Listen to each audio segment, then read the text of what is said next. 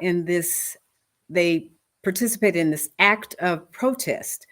They sat in a whites only lunch counter that was at a bus station. They were coming back from doing voting rights, being able to register voters, and they were coming back through the Mississippi area. They stopped in Winona, and they said, "This is what we're going to do. We're going to protest."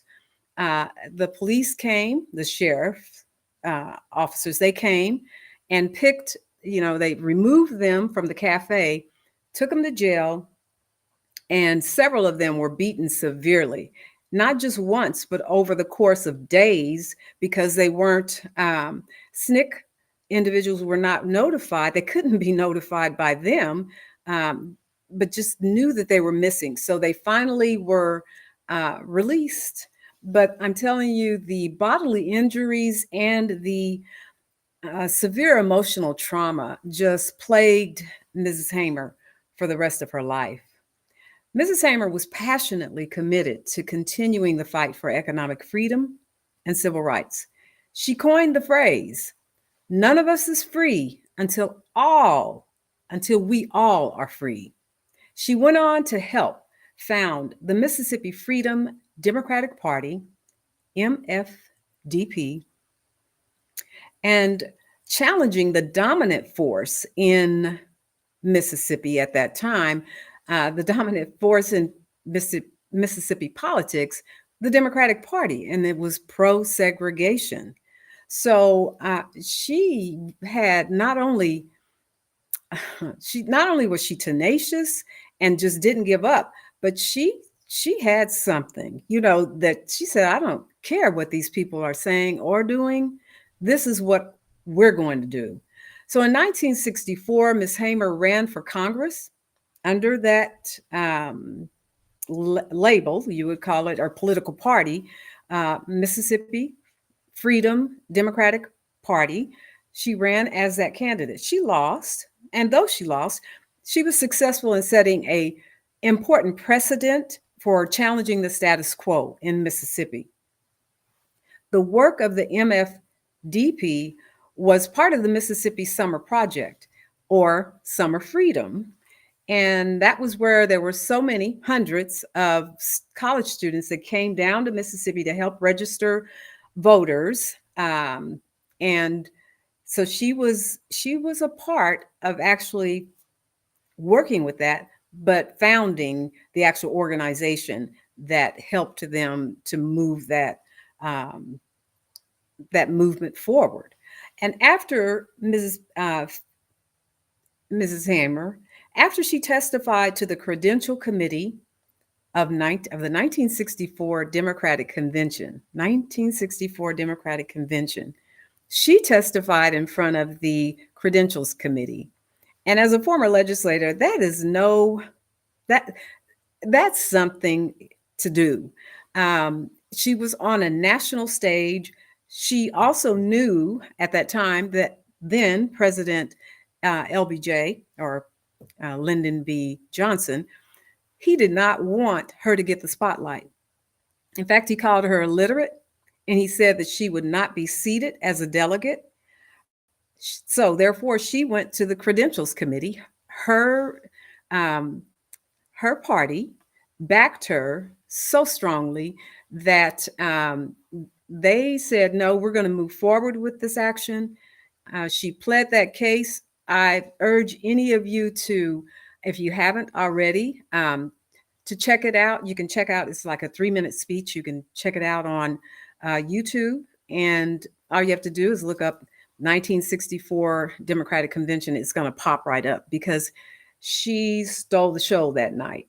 The president actually tried to preempt her by getting on television with his own message, but the TV outlets, the television outlets said, "No, we're going to listen to what she has to say." And what she has to say is compelling, is gripping. Yes, so I would really recommend that you watch that. There's also PBS Experience. What is it? PBS American Experience. I'm sure some of you have watched. They have some great exposés that they show. And so one of them is the life of Mrs. Fannie Lou Hamer. And in that, they actually she gives the speech. So you can also see it on that. So with the passage of the 1965 Voting Rights Act, Mrs. Hamer took the lead in lawsuits that led to the first elections in which large numbers of Black folk in Mississippi not only registered, but they voted. She organized plaintiffs for school desegregation lawsuits. She instituted livestock and agricultural co-ops to improve economic prospects in the Delta. She helped Head Start programs for she helped to start Head Start programs for low-income children of all races.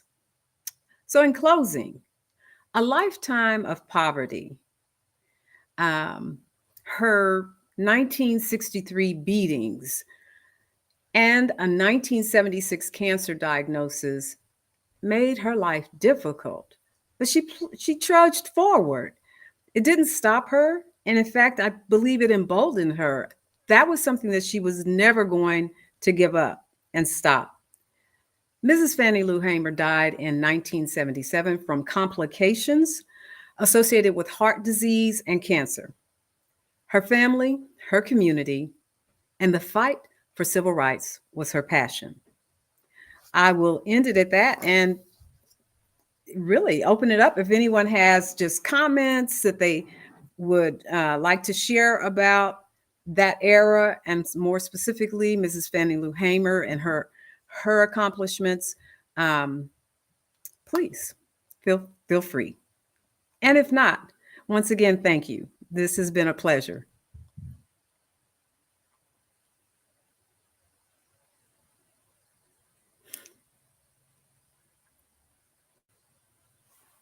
Okay, try it now. Can you hear me now, Melody? I can. Awesome. Thank you. Thank you. That was so informative. This is the section I call burning questions. Since we have 3 presenters tonight, if you have a question that is going to stick in your brain and won't let you pay attention to the next presenter, feel free to ask it now. Or ask Melody. Melody, how you said that Fannie Lou is a favorite of yours. How did she impact your political career? Just her determination, her community focus, her focus on people. It really did resonate with how it is that I, as a political, and there's a lot of feedback right now, but Yeah. I, as a political individual, would move forward. So I don't consider myself as a politician. I never have. I consider myself as a public servant. So I do the work for people, with people, and that's something that I feel that Mrs. Fannie Lou Hamer was always cognizant. You know, it was always forefront for her. She always was working for others. And I think some of that probably, unfortunately, led to how her health was not she was not in the best of health. So self-care, I guess, is what I would, add. When you're so focused on others, sometimes you don't tend to do the self-care that's needed. For everybody. I did have one other question. You didn't talk about it a lot, but part of what fascinated about her was after her pivotal moment. Most people remember her more for her actions in 1964, but the things that she did afterwards. Can you expand on the co-ops a little bit? I'm sorry, what can I give a little bit more on the co-ops?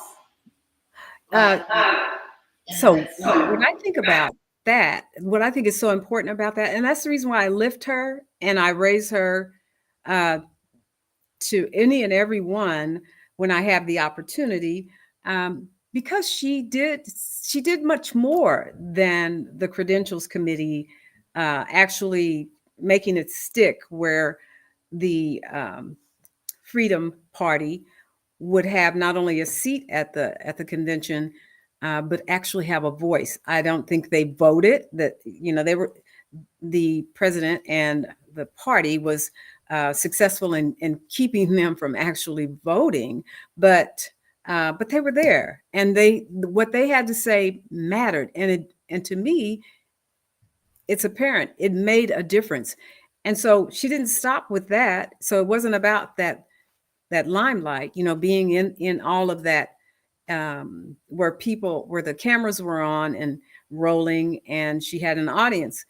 She went to the community and did the root work that has to be done in order for change to be sustained. What I would like to do at some point in time is actually go to that region and look and see some of the ideas, the concepts, the work that Mrs. Hamer put into play during the 1960s into the 70s.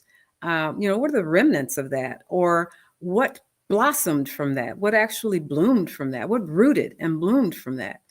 I'm sure that there are some things. So that's the reason why, because she's an unsung hero, and there's too many unsung sheroes that we need to give voice to.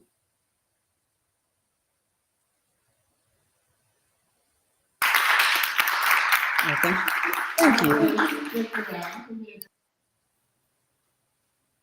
Off screen. I appreciate it. I appreciate you being the first one for viral or virtual presentation.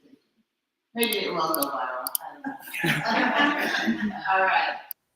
And we're gonna switch up, and Carol is next. And we're gonna figure out how to get all the screens changed. So give us a second. But there is hot water. Hopefully it's still hot.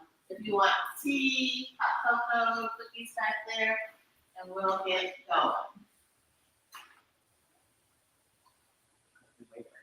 Okay.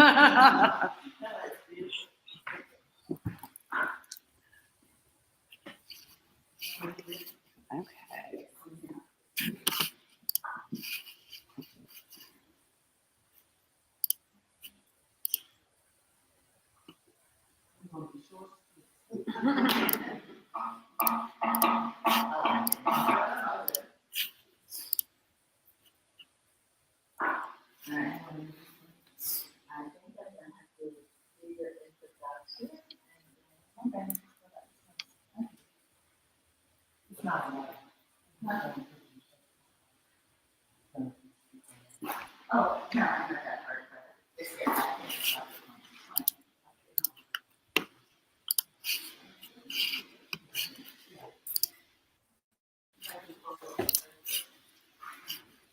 One moment.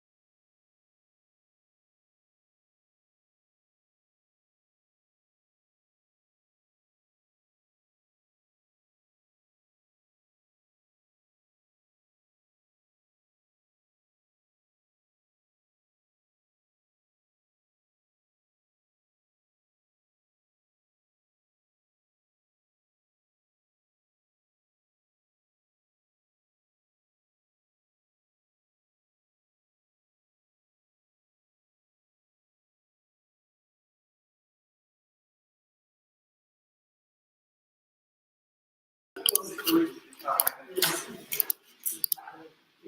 facing the wall.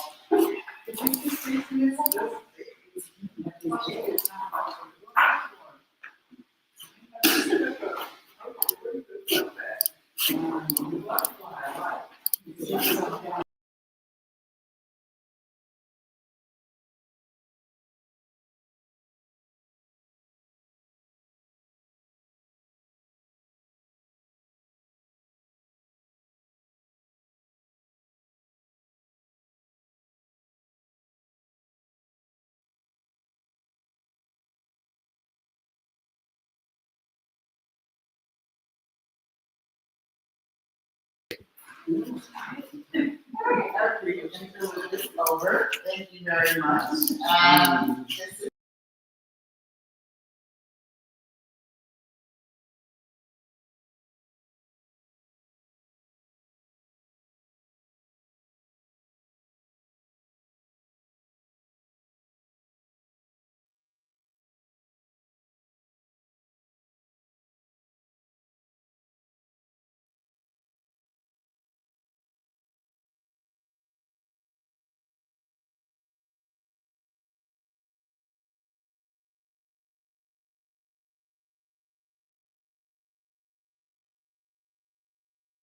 is also worked to serve youth in her duties as a juvenile intake counselor with Kansas Children's Service League for 29 years.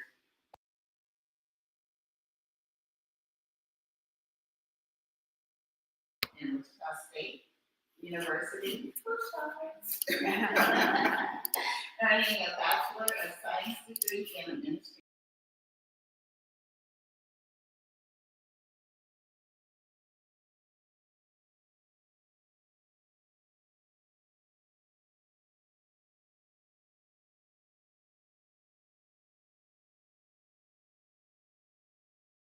Gethsemane Worship Center serves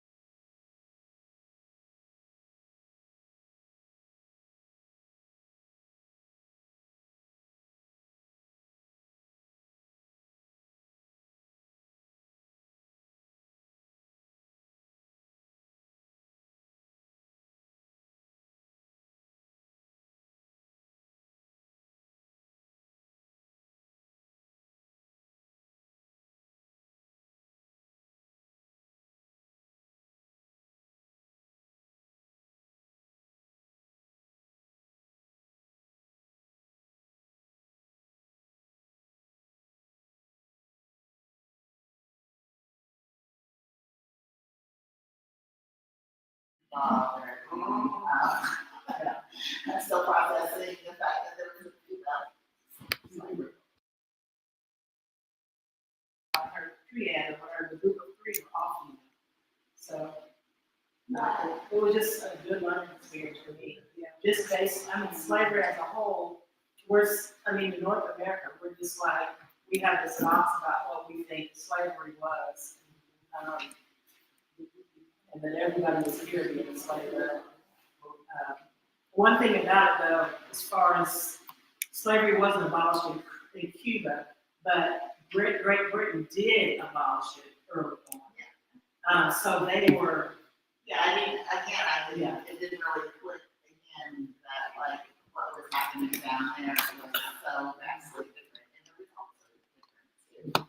The way they talk about it, which is interesting. I don't know because Cuba is what we would call minority majority, but in that they're more willing to acknowledge their history in different ways. If this was in the United States, there's probably somebody trying to get that, right?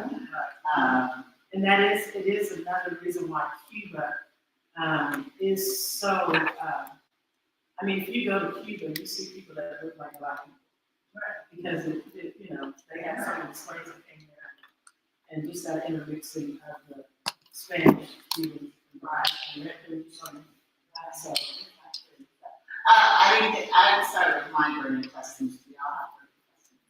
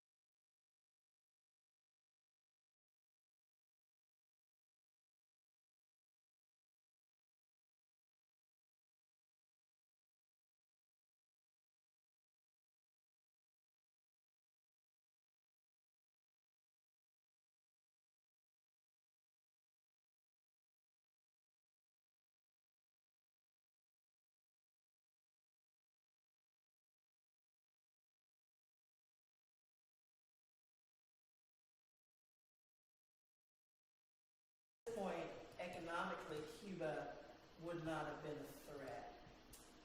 Even with them, I feel like they may be more,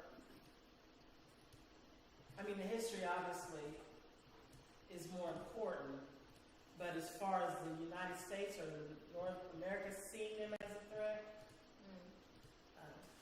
I don't.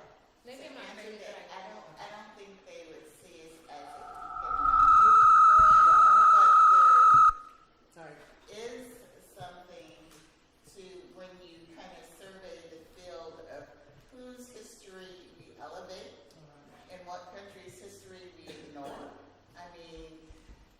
Africa has this vast history that we will never learn about.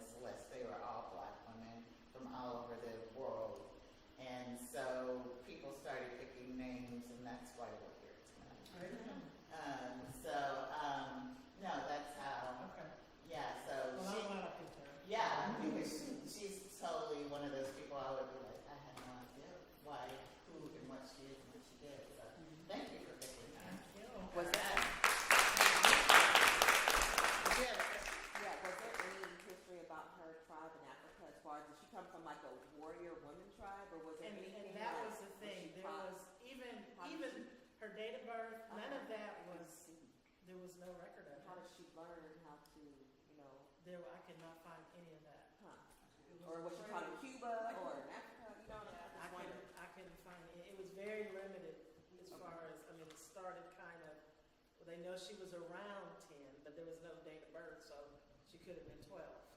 They know, you know, how long she was there, but there was no record of even family that you could see if she had any living people, you know, generational people. So, yeah, it's pretty limited.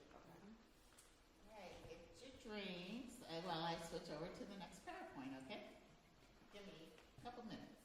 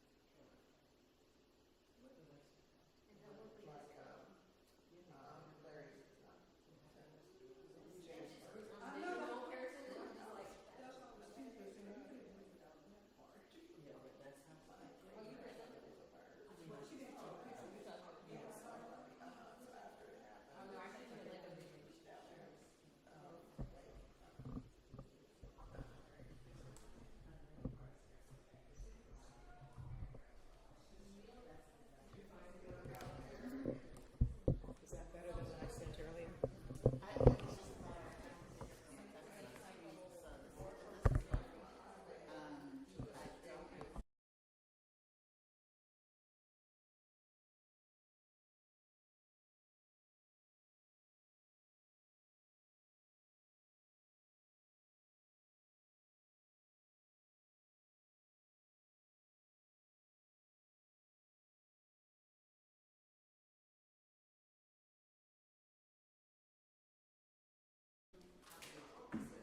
All right, let's go ahead and get started.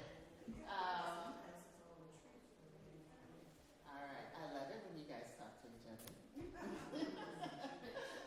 But we're getting ready to go ahead with our third and final presenter.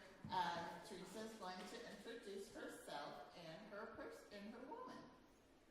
Yeah, now you guys, I have to apologize first of all because I have been in Kansas City all day at a leadership seminar. And what I sent to Donna Ray earlier was really poor quality. So when I got back to Topeka at 5:20, I redid my presentation so that some of the technical aspects of it were not so poor. And so it took up some of my time where I was going to do some last-minute research. So bear with me. But first of all, I'm going to introduce myself because Donna Ray does not have a bio of me.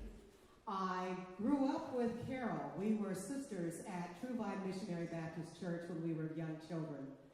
And as an adult, I moved away to go to college in Los Angeles at the American Academy of Dramatic Arts, and I got my degree in theater arts. Fast forward 38 years, and after COVID hit, I said, oh my goodness, I need to go home. It's clean in Topeka. Los Angeles was such a dirty city. Not dissing the city of angels. But I've had a very interesting journey in my life. And we're going to talk about bridges for a minute. And I will say that I was part of some of the things that people did with their children back during the Civil Rights Movement when they put them in what could be conceived today as harm's way. And so I commend the parents of Ruby Bridges, but I commend Ruby Bridges. I commend Linda Brown. My mother went to school with her. They were friends. So I think about bridges and what bridges do. And what bridges do when it comes to making connections. And my connection from Los Angeles to Topeka, because yes, I had lunch with Rosa Parks. I sat closer to her. I sat so close to Rosa Parks. It was like touching the hem of God. Okay. And we had a conversation about church. You know, she couldn't talk a whole lot about what she might really think because she was a political figure, she was a public figure, and there's a bridge that I'm connecting to all of this. And I'm an improviser. I'm going to improvise my presentation, although some of what I have is written down here. But I learned a lot about African American history once I got to Los Angeles. You know, my misconception about what it is to be an African American person in America was not so complete. And so I kind of had a lot of misconception about who I was, what it meant to be an African American woman in America. And I went and got myself an education, not just because of the American Academy of Dramatic Arts, but also Antioch University, which was and still is, a school that promotes social justice and change in society. So a lot of you probably don't know who I am, but I also met and got to talk to Maya Angelou and Alice Walker. And a lot of people, because of what I did there and some of the bridges that I got to cross while I was in that city. Now, because of this bridge, Ruby Bridges, I was inspired to create something that also is a connector and builds a bridge, because I think we all continue to build bridges to make connections, and those who have come before us have left their legacy, which causes us to carry the torch, and we too will leave a legacy. So I don't want to say too much more about me, because in the end I am going to pitch something. However, you think about bridges, you think about what is a bridge do? And sometimes I think about Rosa Parks and her name, okay? And I can make a funny joke about Rosa Parks and where she parked herself on the bus that day when she did not want to sit in the back anymore. Now I'm talking about Ruby Bridges and the connection, and Ruby Bridges and the name, bridge, being a connector, and what a bridge does. It helps people cross over rivers, over valleys, over obstacles. It helps people bridge communication gaps. It helps people connect and helps children connect across cultures so they can spend time and learn and get an education in a public school or a private school. So I sometimes think that God did not make an accident when you talk about Ruby Bridges being instrumental in integrating schools in New Orleans. And this happened in 1960. Okay, Ruby Bridges was 6 years old. She was born the year that Brown v. Board was decided by the Supreme Court. Again, we're talking about bridges. Carol, don't let me start preaching. Okay, so anyway, we're talking about bridges, and we're talking about Ruby Bridges, and there's no accident that I actually made this slide the way it is. So we are going to, I will tell you, Ruby Bridges was born on September 8th, 1954, and her parents were a Korean. He was, her father was a veteran of the Korean War. Her mother was a domestic. And after the Korean War, Ruby Bridges' father, Adon Bridges, became a mechanic. And, you know, in 1960, I wasn't born too many years after that, there was a lot of civil unrest in our country, as many of you know. I'm sure, show of hands, even those who are live streaming, how many of you already know about Brown v. Board? How many of you know about desegregation in public schools and integration? I mean, some of us in this room probably helped to integrate schools right here in Topeka. But in the South, when Ruby Bridges did it in 1960, she was 6 years old. Some of you have children, some of you have grandchildren. Imagine, next slide, please, your child going to school at the age of 6 years old. And at 6 years old, the child is gonna go to first grade. And they're innocent. They're thinking, oh my goodness, I'm going to school, I'm becoming a big girl. I'm gonna carry a book.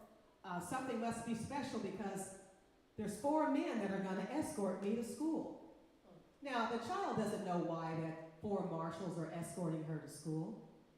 But in 1960, there was a lot of hatred, a lot of vitriol spewed at this little girl as she was walking with these marshals to go into this school.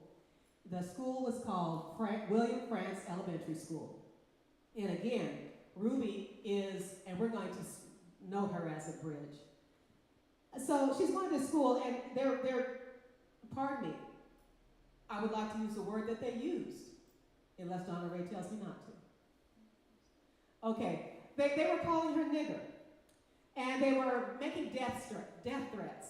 There was one woman who had a black doll in a coffin and greeted her with this image and wished death upon Ruby Bridges, 6 years old now. Next slide, please. So this is a problem that we all live with. This is Norman Rockwell's version of his depiction of what she went through that day. Of course, this is a painting. This painting hangs in the White House today. Ruby Bridges is still alive. But I want to say that she had to take a test in order to go to this white school. She had to prove that she was good enough to go to a white school, and she had to take this test. And despite taking this test, she was still met with all this hatred, people throwing things at her, yelling at her. Now, as a child, you're not understanding any of the stuff that's being said to you, anything of what's going on. She thought this was Mardi Gras happening. In her little mind and her thought process, she just assumed that, Mardi Gras, people throw things. They throw necklaces, they throw fruit. They're having a good time. There's lots of yelling going on. So she, of course, didn't understand. And she says this in some of her presentations today, that this is something that was part of her thought process. Now, Ruby Bridges went on to, first of all, she was born in Tylertown, Mississippi. And 2 years later, after she was born, family moved to New Orleans because Dad wanted to have the family have a better life. Okay, so things might have been better then, but can you imagine? He did not want his daughter to be put in this position. So he and his wife had differences. They argued about whether she would actually do this or not. He wanted to protect his daughter. But her mother, whose name was Lucille, she thought, oh, well, this could move the cause forward because our little Ruby is not going to be the only person who's going to need to do this. We're going to have to make this happen in all schools in the South, all schools in Louisiana. So they went ahead. Next slide, please. And this is the image of, this is an iconic image. It's famous now. You can find it all over the internet. And this is her being escorted. She'd get escorted to and from school every day because of all the hatred that was being spewed at her. And now, let me see my notes here. So and there's another piece of information that I must share. She spent a whole year in a classroom without any other students. How many of you already know that? Okay, some of you, yeah. There was a movie made about Ruby Bridges in 1998, made by Disney. So a lot of this information was shared during that movie. Did y'all see that movie? You don't remember seeing it? You remember seeing it. Yeah, so there's a lot of information out there. And Ruby Bridges, is she still alive? Next slide, please. She's still alive. This is what she looks like today. She's 70 years old. And one of the things that she likes to say, she created a foundation. She was a travel agent for many years. She retired. And then she created the Ruby Bridges Foundation. And one of her mottos is, racism is a grown-up disease that we must stop using our children to spread. I too believe that racism is a disease. It's not a formal disease yet because we don't have it in the DSM manual. But I think if we keep building bridges and we keep the torch and passing the torch to future generations, eventually it will become, because it causes a lot of mental anguish, it causes a lot of social stress, it causes a lot of violence and inequality. But Ruby Bridges, let's go to the next slide, because she is actually going to be in Topeka on November 14th. And she's going to be live streaming a Walk a Child, and she's calling it a Walk a Child to School Day. So she's continuing the legacy that she was instrumental in creating back in 1960 when she helped to desegregate that school in New Orleans. And now, I think and unfortunately, only students at Washington University will be able to attend, and only students who are in school will be able to participate in this live stream. But she's still out there carrying the torch and working to make a difference in our education system. And I commend her on that. And now we're gonna I wanna ask you guys a question. You know, what would you do? Could you do this? And then I wanted to find out just a little bit, because I kind of like to have an interactive presentation. Could you have sent your child or your grandchild into this sea of hatred to make a difference for the long term? And why or why not? And also, how do you feel about desegregation versus segregation? And did it make a difference? We've now lived long enough to discover what difference it made and whether or not it did. There are pros and cons to it. And I wanted to find out if the audience had any thoughts on that. So I probably, based on my own personality, probably would not have sent my child, because I know I probably would have been ready to fight. And I don't have that kind of a temperament that I could see something happening to my child and just not say anything. So I know that I probably couldn't have sent my child. As far as with segregation and integration, I feel like in Topeka, we all know that Topeka schools during that time period, and I've done tons of reading and that kind of thing, were pretty good schools. They were equivalent on some aspects to the white schools. So some of the disadvantages, I think, to that were that when we put our black kids in with the white kids and took them away from the black teachers that we knew were invested in them, I think on some levels that was a disservice. And then what they still were exposed to, you know, just based on the fact that they were black. I think it was almost a disservice because the black teachers couldn't teach at the white schools. I feel like that was. Some did. Some may have, but for the most part, they weren't trying to hire a whole bunch of black teachers to come over to the white schools. So I feel like that was kind of a disservice to our black students. I know in other parts of the country, the education system was horrible, so it was something that needed to be done. But as far as in Topeka, and I didn't live in Topeka, you know, I'm 60, but I'm not born and raised in Topeka. But just in researching it, I feel like there were some pros and cons to integration in our particular city. So. I think I probably might have sent my child there just because, I think I would have sent my child there just because it was something new. You know, the thought of what they were trying to do with desegregation, you know, and what it was supposed to provide to our children is not what happened. So, but me being new and not knowing, I think, you know, so back then I probably would have, but after the whole separating the child, after, you know, probably dealing with the principal and different stuff, I probably would have took my child out, you know, but I probably would have tried, just because I would have seen it as something better for my child at that time, because that's how I was being sold, you know, more access to books and different things, better education, but after seeing the implications of it and what I know now, no. Yeah. Because it said it back. And during segregation, African American students learned how to navigate white supremacy. The African American teachers taught them about the culture. They taught them about society and what to expect once they got outside the walls of their insulated school. And that doesn't happen anymore.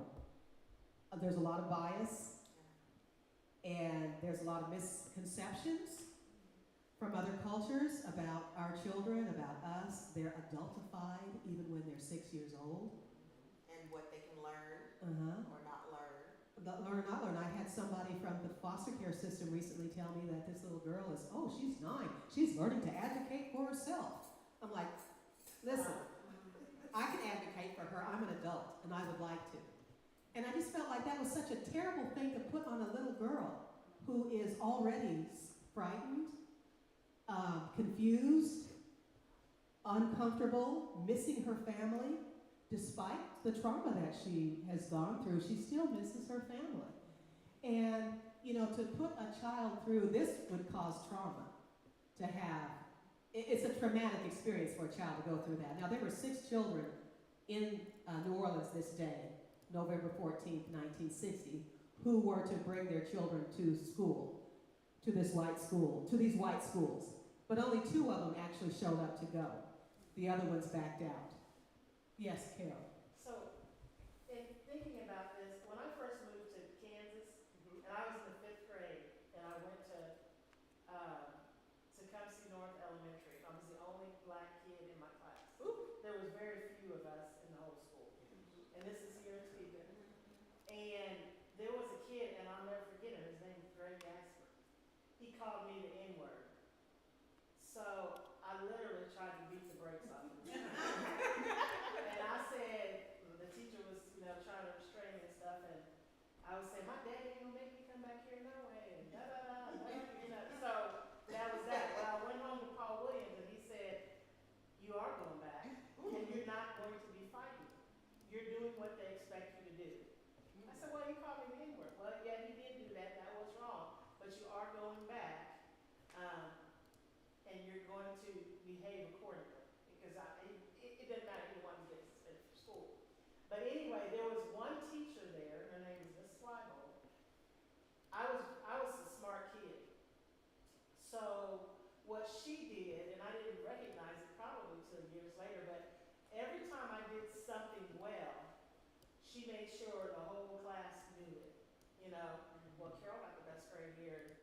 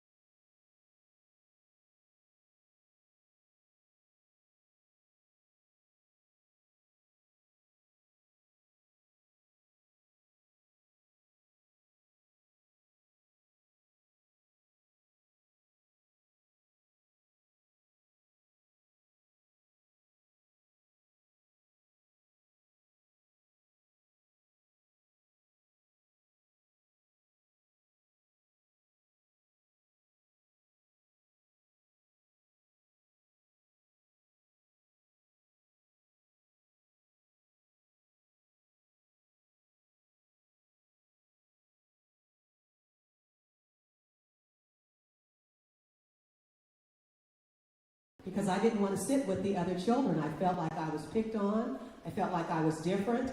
And she said, okay, Teresa, you can sit in the corner. And of course, my parents come in for parent-teacher conference. They're like, what's my little girl doing sitting over there in the corner? That's supposed to be for the bad kids. But it gave me an opportunity to have quiet, to be able to read, which is something I've carried with me all these years. I'm currently pursuing another degree, which this time it's at Washburn. It's an English degree, and I'm almost in. But, you know, we never stop learning. We never stop growing. And education is something that we have to be mindful of, and we cannot let some administrations take away Department of Education, because it's necessary. Yes. Just piggybacking off of her, in your research on Ruby Bridges, was there anything that she talked about as far as trauma or something negative from this experience? She keeps it positive. Like I said, she's positive. Like I need to do a little bit more research, and I'm going to suggest that you go on YouTube or go online and read some things about her. Go to her website where she has her foundation. Because there's probably more information. I just did a broad stroke of her to give you an introduction. I don't have all the details. I'm not an expert, but I am a product of the civil rights movement. Okay, so I have my own story too. That is a connector, which is part of the bridge. And I asked that too because, you know, when they did that Brown Eye Blue Eye study, Jane Elliott did that. Mm-hmm. You know, there's been cases now where just from one day, they're like, the trauma our kids experience, you know, from that and this and so. And I'm thinking to be in a school for a whole year or for years, you know what I'm saying? What's the trauma implications from that? Why is that not talked about? You know, And I think sometimes it would be great to talk about that in another session where we have a therapist come and talk about that particular issue, someone who's an expert on it. But I will say this. Yes.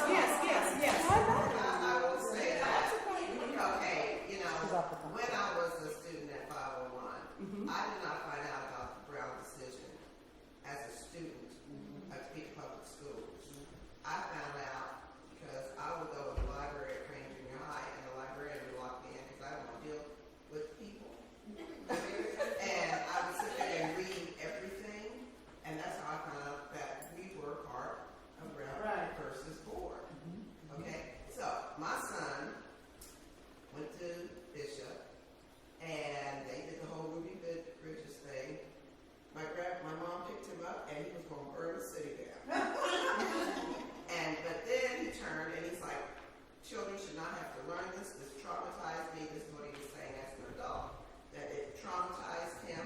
And I'm trying to explain to him, baby, that's what she went through. If she went through it, you need to learn about it. No. Yeah, heard about it. Well, that Thank you same for school that. to Kelsey North, Kim and Chucky, who was Miss Linda Brown, they went to school there too. And we never knew nothing about, I mean, I'm sure they knew it was their mother that was explaining. Right. But we were never educated about it.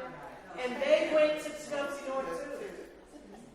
And I know we have to wrap up because it's now just shy of a little past 8. It's 8:03.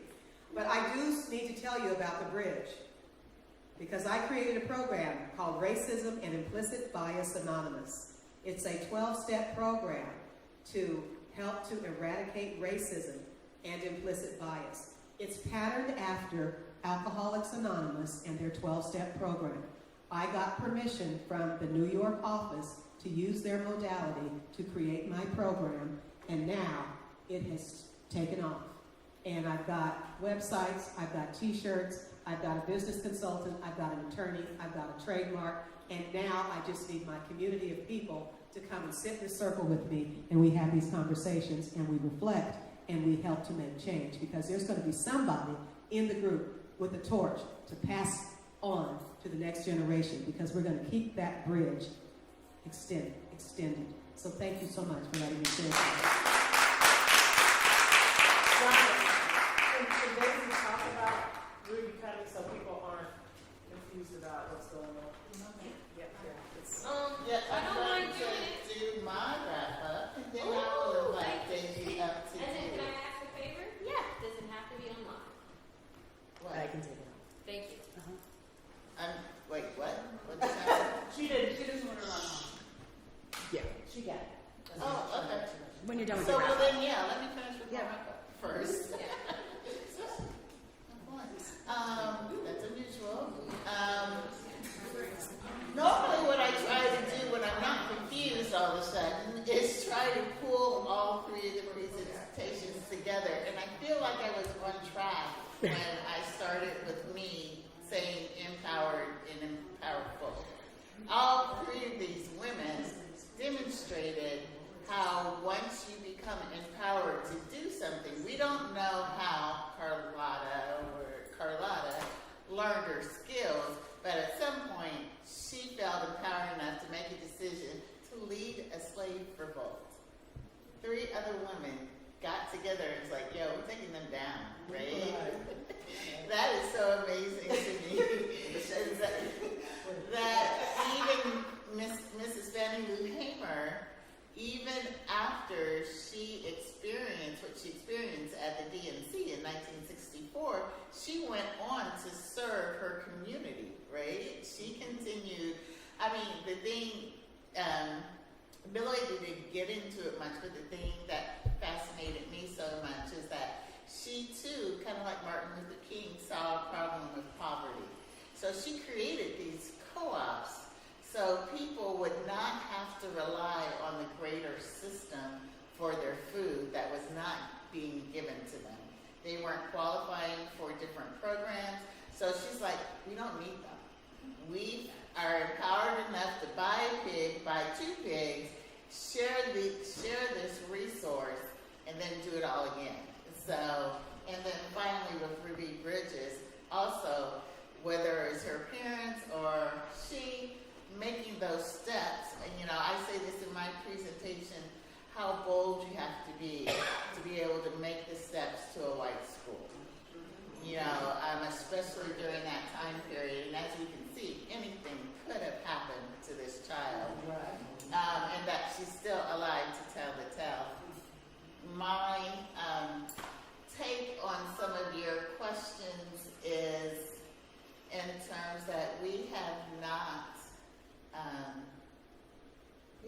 figured it out yet, y'all. We actually did, I agree, we actually did have a system that worked for us and for our children, and then we sent them out into the world and they were better people.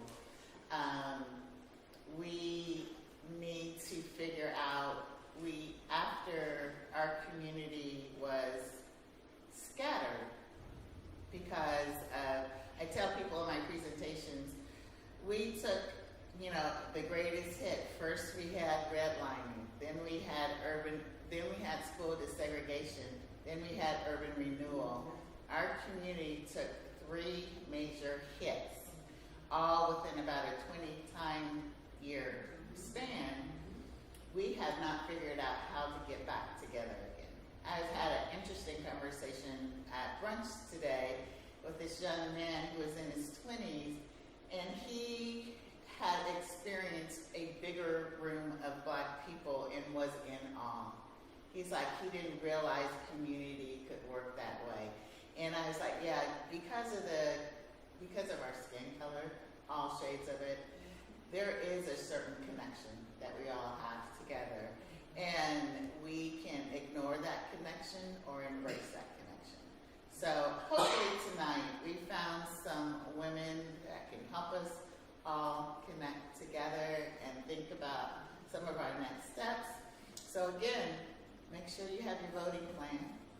And I will see you, or maybe you'll see Ara, and not me, November 7th. Okay? Thank you.